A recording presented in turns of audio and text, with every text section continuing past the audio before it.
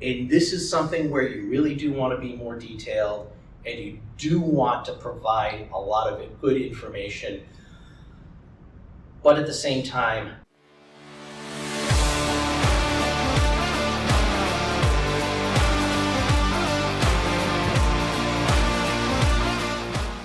all right. So I am Jeff Versace, also known as the Plain English Attorney. I have a background in working with nonprofits. I actually have my certificate degree from Duke University for nonprofit management, something I did for fun back in the day. But primarily I'm an estate and Medicaid planning attorney. All right, so why am I here? Well, okay, does everybody here speak Gen X, or at least have a little bit of an understanding of it? Oh, Gen X, yes. Yeah, it's because Fuck Stacy Lyerly was my homegirl back in the day, and she called me up and said, "Yo, Jeff," I think she actually said, "Yo, I need an attorney to talk about nonprofits and charities."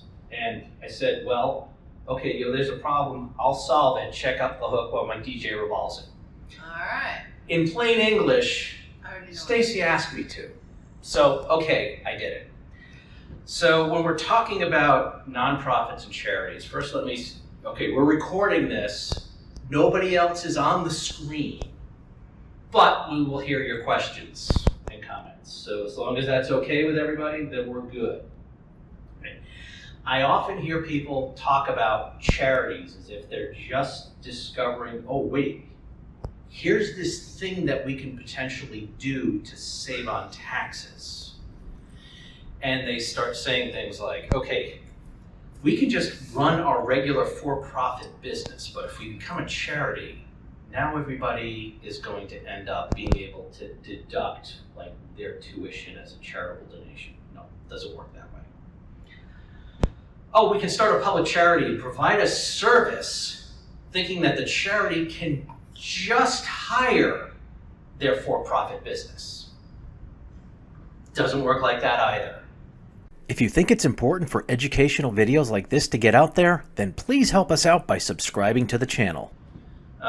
We can establish scholarship funds that miraculously only go to the families who donated the money in the first place, so it gives them a way to just deduct as charitable donations the tuition they would have been paying for their kids anyway. No, that doesn't work.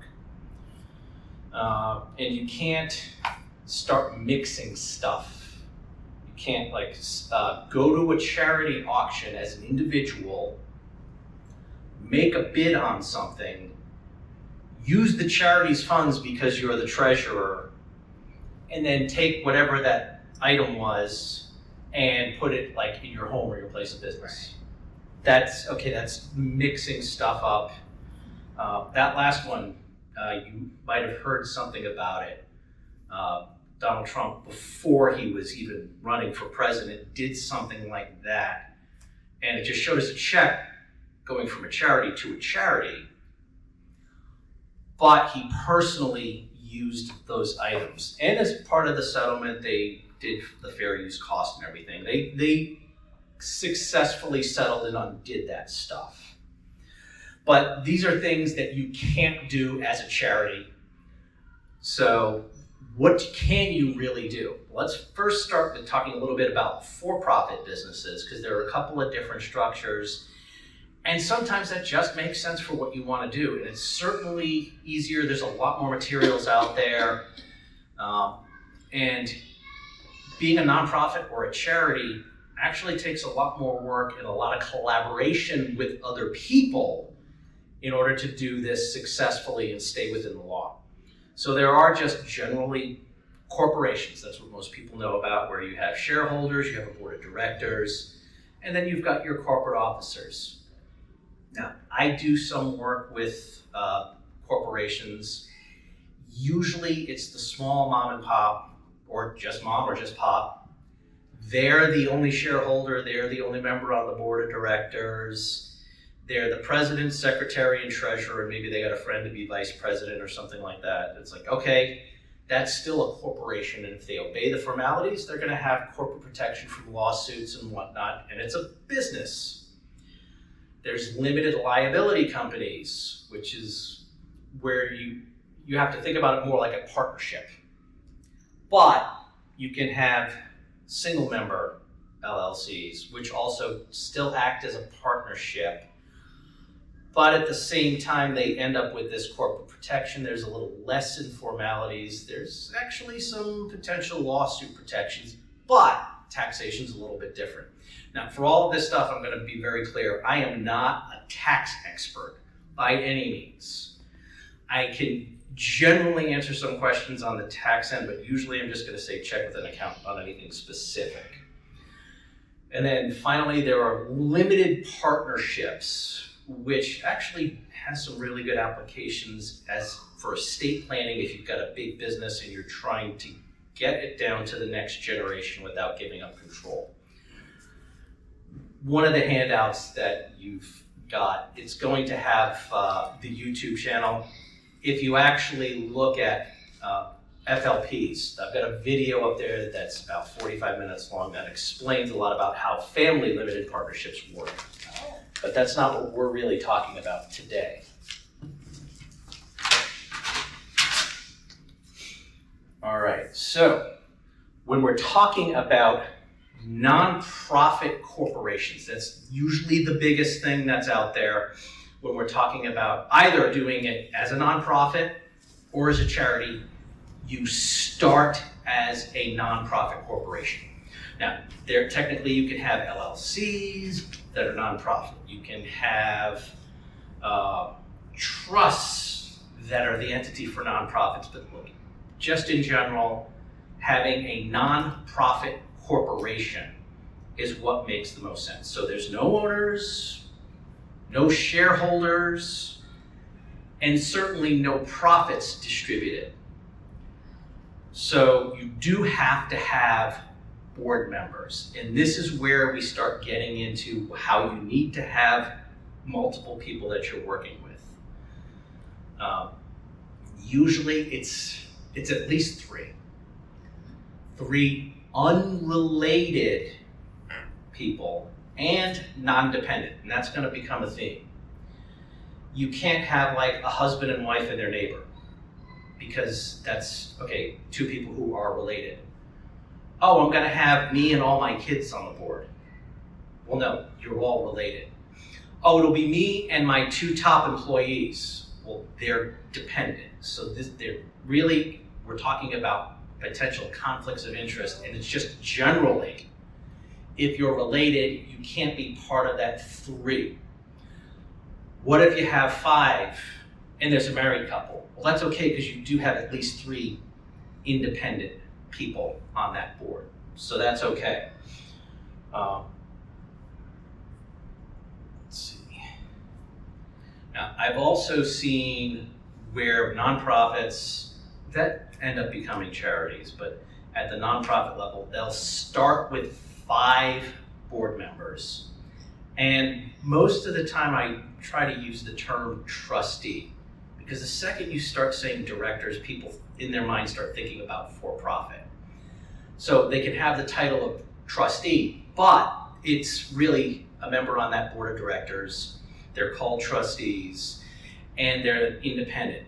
If you start out with 5, okay, great, 5 independent people. You can always expand it. And when I tell people, or you can expand it, it's always best to expand it to an odd number rather than even, to avoid having an actual even split in any kind of voting that's out there. You can have corporate officers, but one of the things that I often see is it's just there are members on the board of trustees who also end up being these corporate officers. President is typically whoever is the chair of the board. There's a vice president, a secretary, and a treasurer, but they all kind of double up on that board of directors. And this is a big question. Do you want members or not? You can have, quote, membership programs. People donate money, they can get a certain classification, you can say they're a member. But if you legally have members, then every time there's a vote, you have to deal with everybody who's a member, getting some kind of vote and say in these elections, which you could say, that's great, that's democratic, but I can tell you it really is a production. And so in a lot of cases, the nonprofits that I work with, they do not have members in a legal sense. They'll have volunteers, they'll have different people who can work on things, they can have committee chairs, but in the end, what typically happens is the board will elect replacement people. And that's fine, that works pretty well. And the other thing is you want to always make sure that you can stagger the different terms. So a 3-year commitment to be on the board isn't a bad idea. One thing that I find with nonprofits is 3 years might be enough to get out of somebody, and then they're ready for a new challenge or a different role or a different position. Maybe 6 years. I've actually been on organizations where they cap 3-year terms at 2 terms, and then that's it. You cannot be on the board for a period of time. And it's just because you want to keep things going, you want to keep a fresh rotation of people. So if you're going to have a board of 5 people, and you're going to have 3-year terms, you kind of start out with, okay, 2 of them will rotate off in 1 year. 2 of them rotate off in 2 years from the date of formation, and that one individual rotates off after 3 years, and then for each election, they're now 3-year terms. So when you're starting out, you do have this stagger. Not 5 people coming up for 3-year terms, so everybody gets elected all at once, every 3 years. Right. You also have to specifically have a charitable function. So it can be religious, educational entity. I've seen people send in their application and they just reference that Form N-17. Like, oh yeah, I'm incorporating this by reference. Okay, that's going to be several weeks of delay with the IRS because they actually want to see the language in your governing document for the Articles of Incorporation. Now, should you be very detailed in your Articles of Incorporation for a nonprofit on everything else? No. Be as general as possible. Only file what's required in those articles. You can be a little more detailed in the bylaws if you want, but you're going to start to get detailed when you're filling out an application to become a charity with the IRS. So it's starting with that language in the Articles of Incorporation. That's where all of that should be. So, when you say that if you're told money has to go to another 501c3, does it have to be in the same field, or say I have that and I decide I want to just give all my money to the ALS Foundation? Like, Okay. As long as it's a 501c3, doesn't matter? Yeah. The question is, if you're dissolving a group and it has to go to, does it have to go to a 501c3 in the same area? No. The government doesn't care as long as it actually goes to a charity. What they're trying to avoid, and this is really when you start looking and you start thinking, what is the government actually looking for in all of this stuff? They don't want people to start up this nonprofit, get all of this money, build up a huge bank account, and then people will dissolve it and put the money in their pocket. Oh no, it's gotta go to a charity. Even if you're a nonprofit and you don't take that step to become a charity, they still want to make sure whatever funds you have as a nonprofit do ultimately go to a charity. It can be any charity, but it has to go to a charity. All right. So, like I said, you have to have at least 3 unrelated, non-dependent parties.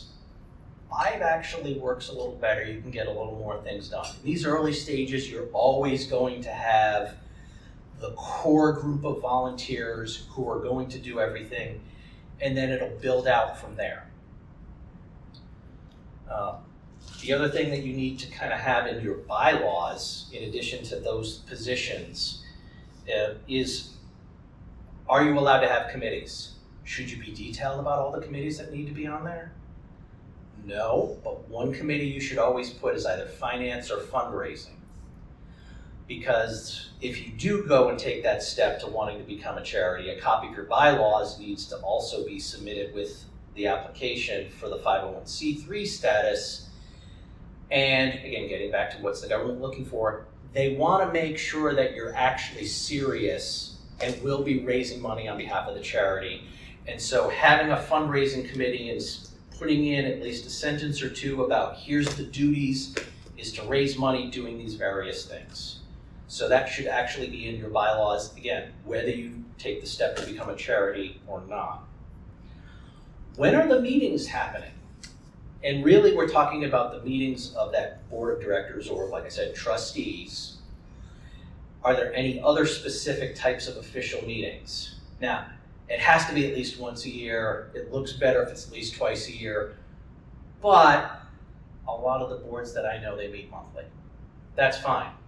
But what if you miss a month? You don't want to put in your bylaws that you will meet every month and then there's a month that you take off. So if you put 1 or 2 times a year, that's official, but I can tell you unofficially, boards really should be meeting monthly if they want to get anything done. Basic terms for what happens if a board member resigns. And usually it's the board will appoint someone, or if you have members, they'll vote on someone to finish that unexpired term. Not for a whole new 3 years, but just to finish out whatever that term was. Okay.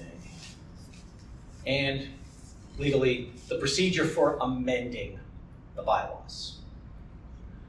If you have members, again, this becomes much more of a big thing with notice and all this other stuff as opposed to the board being able to just get together and with a 2/3 majority amend the bylaws. All right, so any questions so far on just the nonprofit and before I start talking more about the charity? Okay.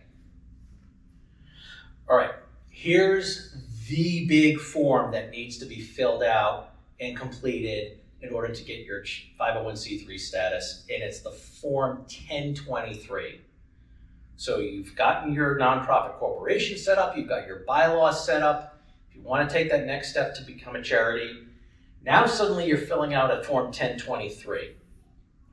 It's long. If you're not doing this all the time, then it seems kind of difficult, it seems kind of daunting.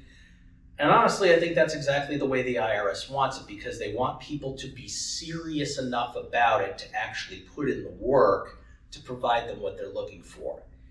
If you think you're going to sit down and fill out a Form 1023 in an hour, you're not serious about actually getting that charitable status. So I'm not going to go through all of the stuff that needs to go into a 1023 because we'd be here for 8 or 9 hours and there's no reason for it. But I'm going to talk about what's exempt from that, filing the 1023. There's actually a 1023 easy form, and then there's the full 1023 that most people will do. All right, so who doesn't have to actually file an application? Religious organizations. Okay, why? What is this really for? Well, it's the small community church that ends up having like businesses donate a couple of things here and there, and they're not interested in having to write it off on their taxes. For them, it's more about the publicity. It's like, okay, that's fine. It's these small churches. But I can tell you any time that they're gonna, okay, it's not a small church anymore, it's getting bigger, they need to have that exemption letter. They can't not file a 1023 and get an exemption letter. So by the time they're actually doing something that's, quote, worthwhile of the IRS's attention, they got to file that form. Otherwise, you got small churches with like 20 people in it in a community, and it's like, yeah, people will pitch in and whatnot, and they're just really a nonprofit. Okay, the government just kind of leaves them alone. What's the 1023 easy form? That's when your gross receipts are not going to be expected to go past $50,000 a year. Now, it's not profit of $50,000, it's gross receipts. So if it's a non-religious group and it's a nonprofit, but they still want that 501c3 status, maybe all they do is one kind of fundraiser each year, but they're getting donations, it's a silent auction, and the businesses that want to provide the items, they want that letter, okay, they can do that, but they're not expecting that they're going to get more than $50,000 in receipts each year. That's fine. You can use that easy form. It's a lot of the same stuff, but not nearly as detailed. Now, we get to the 1023. Here's a big jump now. And the three biggest areas that take the most time. The first one, it's the narrative. And this is something where you really do want to be more detailed, and you do want to provide a lot of good information, but at the same time, not meander. So if you've got someone who's a really good writer, you're going to want them to convey as much information as possible about these certain activities while not being overly wordy, getting to the point. Now, I did put up, just before we got started, a photograph of a narrative for a nonprofit that I did their charitable application. This isn't violating any kind of attorney-client privilege when I do this, because once this gets filed, all this stuff is public information anyway. So you also need to be aware of that. If you're filing a 1023, everybody gets to see it. Now, this one in particular was for a group in Cary, North Carolina, that wanted to raise money to provide rewards for people working with the police department. So if there was a crime committed and there was going to be $1,000 leading to the arrest and conviction of this person who did this terrible crime, well, okay, they want people to be able to write off those donations. And so that's the narrative that goes along with what I put in there into the materials. And again, you can get to those materials just through that QR code on the handout. And once this gets up on YouTube, I'll also kind of put a link there so you can get to it too. So it's talking about what volunteers will do. Going to various businesses, trying to provide information, get people to make donations, leading to the arrest or indictment of whoever perpetrates these particular crimes, people who are fugitives from justice. What activities are they already doing in this area? What's the geographic scope? And what kind of resources are used to do this? All right, next is, okay, what does the board of directors do? And now we talk a little bit more about what their function is in all of this, and then in a third area in that narrative, we're talking about what are the fundraising things that they do. The second thing is much more about fundraising. Again, the IRS wants you to be serious about this and put thought into fundraising, because like I said, everybody gets this great idea, let's form a charity, but they really don't have any kind of plan. So they want people to think about and actually put down the fundraising thing. And if you're not willing to do that, people will often just say, no, forget it, and then they drop it. And then the third big area that they want to see that you're putting thought into is the financials. Now, they want either the last 2 tax years or the projected next 3. Or some combination of that. They want to see 3 years in some combination of past or what you're projecting for the future. They have different areas that they want these numbers in. And so they want you to, again, think about it. So are there any membership fees? Well, if you have members and you're charging them dues, okay, they want to see what the projected numbers are going to be for that. Income from unrelated business activities.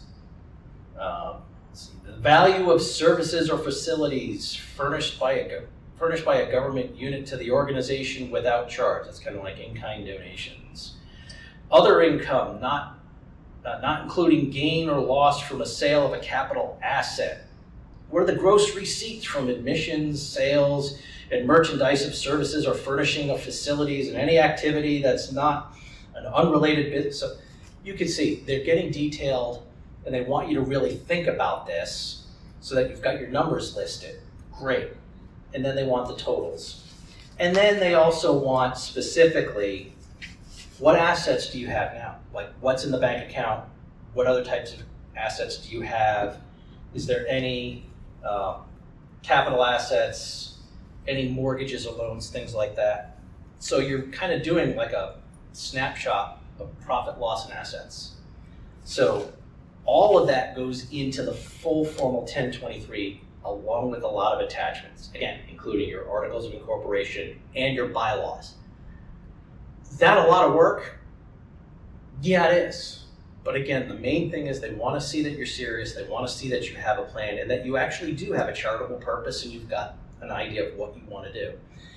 If you're willing to go through all of that and get all that information and submit it, then the quickest I've ever had was 3 weeks. And that's the one that I used as the example for the narrative. I've seen it go 3-4 months.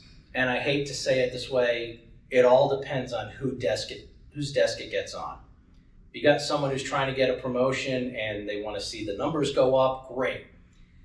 If they're 2 years from retirement and they're just waiting to get their pension, okay, they're just gonna go through it at their pace, and that's really it.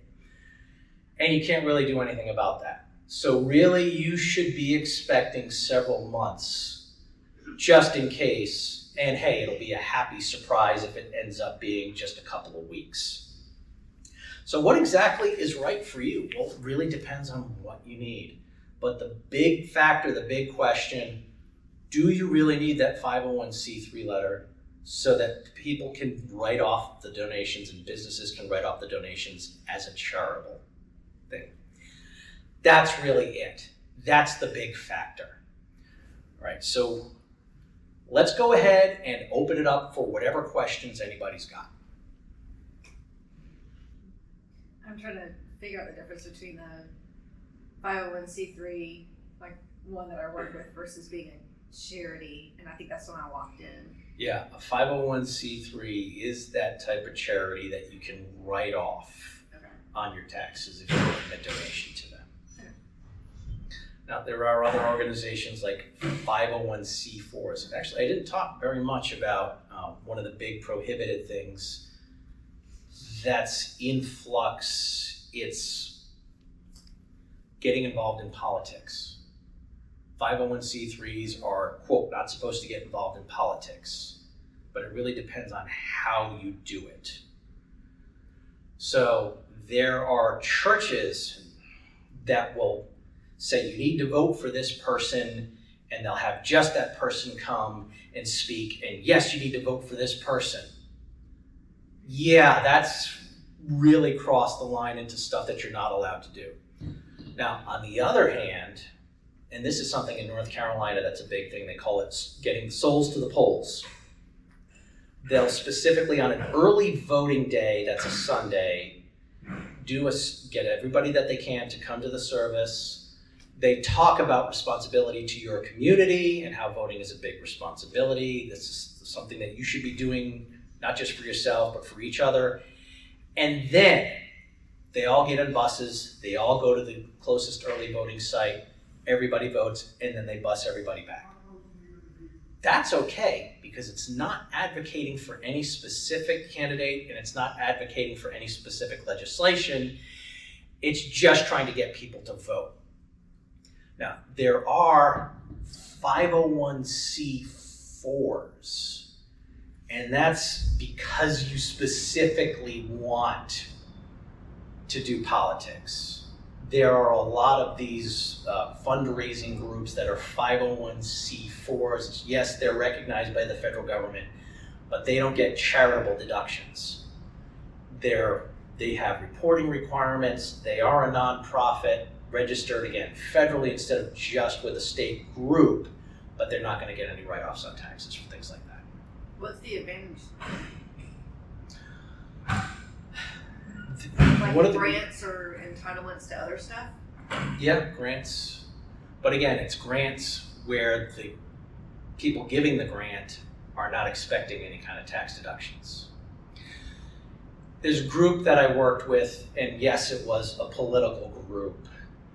They had a 501c4, which was the main thing, specifically advocating for certain political things and candidates. But then they also had a foundation with a different board. And yeah, they're kind of related. It's everybody was around this one group, but the 501c3 would take larger donations that were tax deductible and use it for their cause just for educational and informational purposes. There was no advocacy of one thing versus another. It was all about explaining, here's the issues. There you go. That's it. So that branch didn't get involved in politics.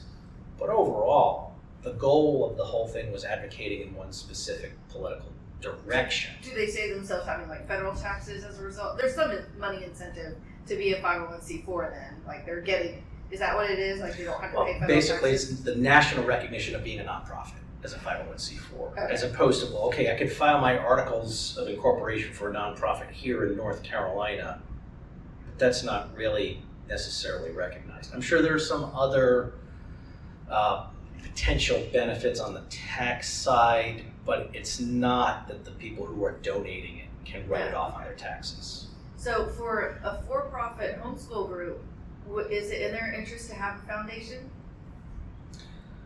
If they're becoming very large and make, close to $1 million a year. If Really there's, that much yeah, longer. right. If there's, say, a homeschooling group and it's a for-profit, is there an advantage to having a 501c3 arm, like a foundation? Well, at that point, they can take charitable donations into the foundation and potentially provide scholarships. But where it starts to get dicey, because this is something else that needs to be submitted with your application for a 501c3, what's the conflict of interest policy? What we don't want, what the IRS doesn't want, is the parents of kids going to this particular school or experience. They'll donate the money to the foundation and lo and behold, their kid gets exactly the same amount of money that the parents put in, and now the parents are trying to write it off on their taxes. No, they can't do that. If you're talking about homeschooling, and really it's up to high school level, and now you're providing scholarships for college, or it's for other students who can't afford that. It's not someone who's already in your network. Yeah, there are lots of different guidelines. You really do need to be more detailed about how scholarships and candidates for scholarships are chosen, have an actual process, independent people reviewing it. There's a group, and I know there are some people in this room who are familiar with it, where a nonprofit group, not a charity, a nonprofit, it is a charity, they were giving out $1,000 scholarships to high school students to use for college. All they did was ask the teacher, who do you think should get it? And that was it. They just got it.